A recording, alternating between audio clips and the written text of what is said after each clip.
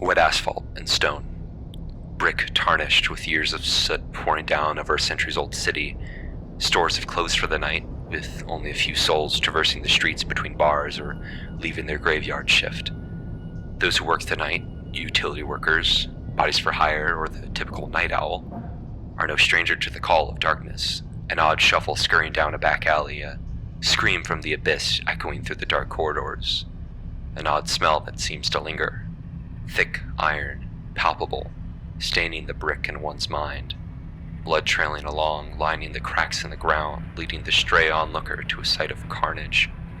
A bloodied corpse, its attacker long gone, drained of their vitae. Another night in Prague. Anyone could be next. Underneath the shell of human society, a call to action is made to reprimand those who are too careless with their feedings. A blood hunt is called.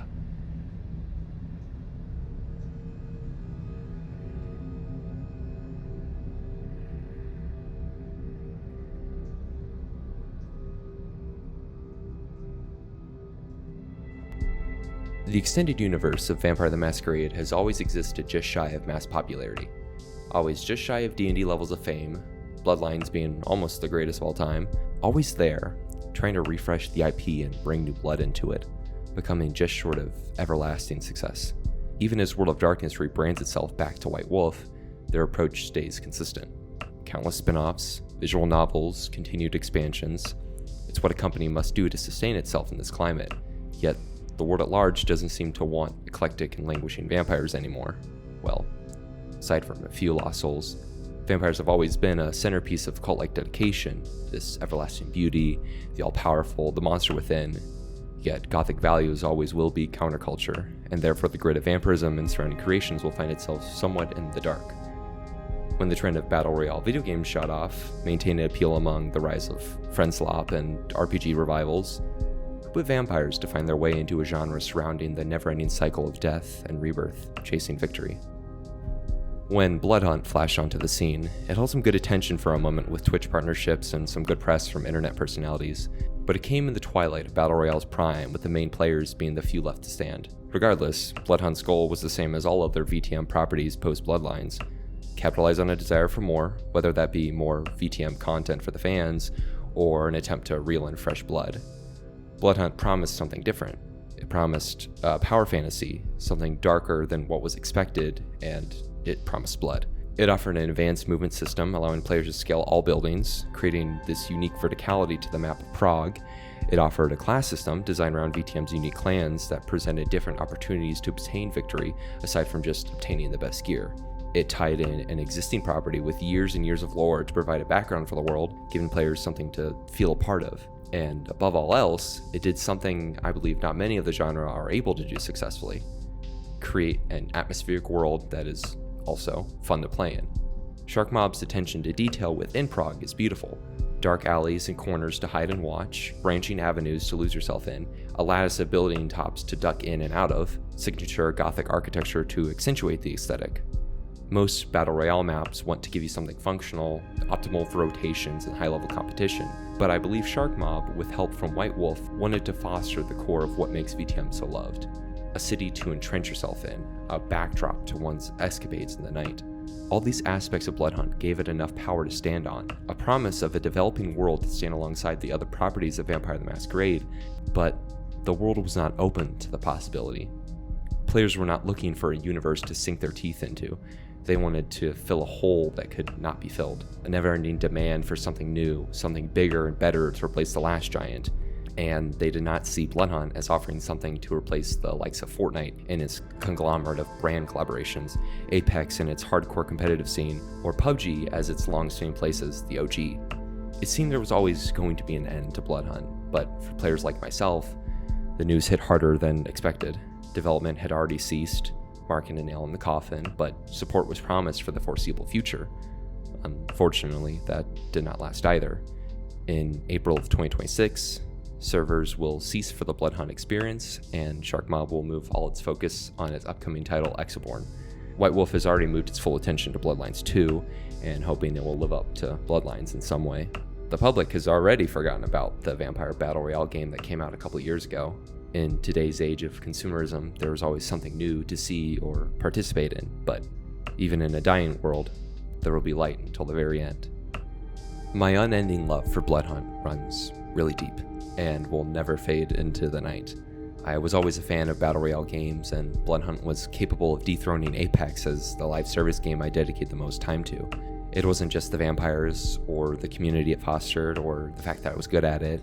It was just everything. It was truly a this was made for me type of game. Few other games gave me catharsis just by opening it. Few other games gave me the rush it ever did.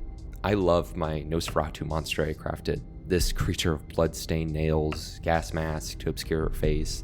Just a true demon to witness. Much like one does with Vampire the Masquerade itself, I crafted a character to play as that would exist in this world and dedicate themselves to the eternal bloodhunt. It was always the games I truly loved that I developed a microcosm of my own experience within the game, that forged my own story alongside the main experience. My hunger to live within it, deeply apparent. In comparison to others of the genre, the character customization was deeper with multiple options to customize. Out of all VTM properties, it offered the most robust way to create your own kindred, and the game was even marketed within World of Darkness as a way to see your vampire in the flesh. Even today, as servers dwindle, I see unique combinations of gear and new flashy ways to dress in the game's hub. Elysium itself offering a moment for all players to interact, even if it was only a text-all chat. It was still something to connect us all. With almost nothing but positive messages, players celebrating the game, it shows an accurate account of how much it means to those who do play it still. In the waning hours of actual development, Sharkmob introduced bot players to help increase matchmaking times for solo players, and while I never experienced very long queue times, it certainly helped. However, today, bots make up over half of the lobby, leaving the few humans to practically run around for the first 10 minutes before encountering their first real challenge. Yet, I believe it makes the rush kind of all more satisfying. Never knowing when you'll encounter another apex predator, it certainly makes the end game much more tight. To recount back on the active days of the game, Bloodhunt's toolkit of abilities, those unique to their respective clans, offered a consistent challenge and always seemed to work against even seasoned players. Perhaps it was due to never reaching the heights of its competitors, but I felt as if each time I used a trick up my sleeve, it would land and leave the opposing player stumbling to retaliate. I too fell for an open target luring me in before blasting me with a shockwave, or getting too comfortable with a Toreador before they blinded me, leaving me scrambling. Each clan's abilities were different enough to immediately tell who you were facing, but the trick was figuring out how they were going to play it. Almost all classes could be played offensively or defensively, and players certainly made use of it.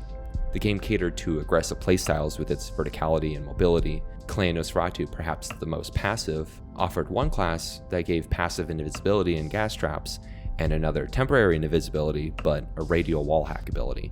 Yet, I myself as a Nosferatu main found it more rewarding and successful playing very offensively. Maybe it was designed that way from the start, but to see it in action is exhilarating. The only thing I could really complain about would be how the weapon meta shook out in the end, as the AK assault rifle became the default, but with its solid rate of fire and low recoil, it was kind of a no-brainer. It didn't help that when respawns and solo were added, players would return with a blue rarity AK, a gun that could very well carry them to the end. It certainly cemented a meta already leaning that way. I gripe because the variety of weapons were great. I had fun using almost every single one. Crossbows with projectile gas bombs or mini explosions, snipers for the obvious quickscope, the toggle that offered a long-range slow rate of fire or a close range near instant full clip burst. And Sharkmob kept adding more despite limited content updates. It really did seem that the team behind it cared about player experience within the game, and the game's Discord was and is still active with players discussing the game and features and reporting bugs. While we never saw major changes to the map itself, its density and sheer attention to detail never made me feel like I needed a massive change or new points of interest. There's always something to keep me and everyone else coming back. A never-ending night of blood, a kinship among kindred, a night to claim as yours, victor over all. In my eyes, I don't see how a vampire battle royale couldn't live forever. But we all know it's time. Development has stopped long ago, player count has dwindled, only a few active streamers playing the game at any given moment. Many would call the game long dead. In the wake of its slow demise, I can't help but wonder what could have been different. For myself, I only wish I had more time to play. To spend more time in its streets or branching out and experiencing every corner of what there is to offer. All I have left is to record the footage for this video and reminisce on what it was. In its legacy, Bloodhunt leaves behind an experiment of adaptation and a moment of spectacle. When it was bright on the scene, I thought for a moment that it would actually succeed. When people I knew that had no awareness of Vampire the Masquerade considered logging on only because it looked like a fun game, I thought perhaps it could keep going. To be honest, in those early days, I did not see an end anytime soon. Much like other live service games I enjoy, I selfishly expect it to always be available online and ready for a player to join. Yet, no players means unnecessary costs, and maintaining servers and development is expensive. Bloodhunt is certainly not the first to fall either, as there's a long history of dead games that were once full of live players. When computer gaming started to evolve and internet speeds developed, the online multiplayer scene grew beyond LAN parties and local network action to a world of MMORPGs. And as with any trending action, there will always be some misses. Where there are World of Warcrafts, there are the Matrix Onlines. There's a phenomenon of looking back to dead games, some behemoths that somehow maintain themselves and have players with over 10 years of active service, and exploring what keeps these players so dedicated. A game is a game, online or not, and these games have an effect that cements themselves into a player's mind. And today, it is even more apparent with an oversaturated market of countless games vying to be the new Among Us, as games disappear left and right as the player base bounces from one to the next, a symptom of consumerism, of shortened attention spans, perhaps careless development focused on rehashing old ideas. It is those very factors that cause games, even with dedicated fan bases, to slip and become another tombstone in the dead game graveyard. Bloodhunt is on its boat ride on the river Styx, and there's already a lingering feeling of existing within a dead game. Only a few kindred dance around the Elysium now, a dedicated few who stand as sentinels for its ending days. It is strange to exist within a space you know will disappear. It forces you to reconcile with time and inevitability. One day it will be inaccessible, and the only thing left is our memories and our records. All that is left now is to enjoy what we have. Final announcements have been made and successive plans are in order. Thankfully, we have been given a grace period to enjoy its final hours.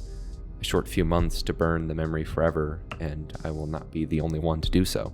I expect a surge of players in the final month, but the few whom still play with me in the interim, we are holding on to what we can get. I thank those lonely few who join me, who make its last days meaningful. I will be doing what I've always done, scurrying around Prague's alleyways, draining my foes of blood, and coming out on top as winner of the night, even if it's against mostly bots. I'll keep my Nosferatu monster in my heart, perhaps immortalize her into a future VTM tabletop game as the most fearsome NPC, but for now, she'll dominate the city for as long as she can. I mean, it's the least I can do for her. This is a long-winded farewell, and thank you to Shark Mob for making a Vampire the Masquerade game that sticks in not just mine, but others' hearts. There have been many titles to come and go in the days of World of Darkness, and now that White Wolf is back, I'm not sure if there will be many more, but I believe I can say Bloodhunt had the greatest fighting chance to have mainstay power in the gaming pantheon, and appeal to the Vox Populi, sure, but never was it a departure from the VTM formula or ethos. Its very formula is vampiric, and its very nature is just as dedicated to VTM as Night Road or Swan Song or Bloodlines 2. I myself am doing what I can so that more of its legacy can live on, to give it a death worth remembering, by driving a stake in its heart to force it into torpor, frozen in time so that it can be resuscitated on whim to remember it once more. But the sun is rising, and kindred must rest, and so too will Bloodhunt. The night eternal lives on in my heart, and I will be at the tallest spire in Prague to watch a new dawn rise, going out in ashes with a game that I will always love. If a few souls remain to the end of this and are lovers of Bloodhunt, I'd love to connect and discuss our shared passion, perhaps play together if time permits. I've played almost exclusively solos, but I'm willing to give my all to this game. Nonetheless, I thank you for watching, and I hope to see you again.